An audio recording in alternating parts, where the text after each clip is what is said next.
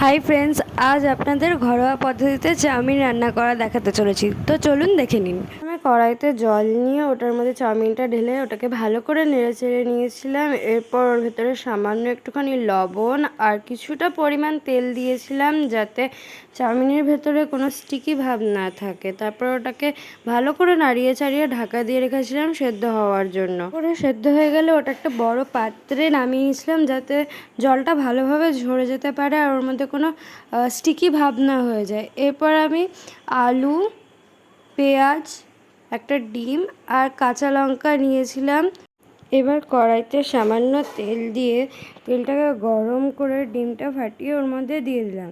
তারপরে ডিমের ওপরে লবণ আর কিছুটা পরিমাণ হলুদ দিয়ে দিলাম, দিয়ে ভালো করে নাড়িয়ে চাড়িয়ে ভুজিয়া তৈরি করে নিলাম। এবার ডিমের ভুজিয়াটাকে অন্য পাত্রে নামিয়ে সেই কড়াইটাতে আর একটু বেশি করে তেল দিয়ে ওর মধ্যে এক এক আলুগুলো ছেড়ে দিলাম।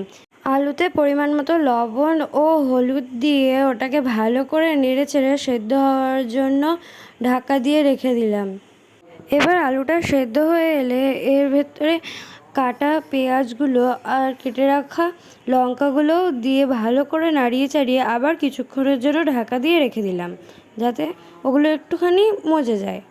সবগুলো ভাজা হয়ে গেলে আবারও এটার মধ্যে ডিমগুলো দিয়ে ভালো করে মিক্সড করে নিলাম। এরপরে এর মধ্যে চাউমিনটা দিয়ে ভালো করে মিক্সড করে দিলাম, যাতে চাউমিনটা প্রপারলি হলুদ হয়ে যায়।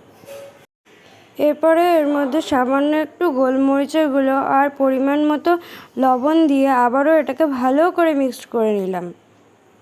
অ্যান্ড ফাইনালি আমাদের ঘরোয়া পদ্ধতিতে চাউমিন রেডি। আপনারা চাইলেও এরকম বাড়িতে বানিয়ে খেতে পারেন। আর দেখুন আমার ভাইয়ের রিয়াকশন। আপনাদের যদি এই ভিডিওটা ভালো লেগে থাকে তাহলে লাইক, শেয়ার আর সাবস্ক্রাইব করে দেবেন। টাটা।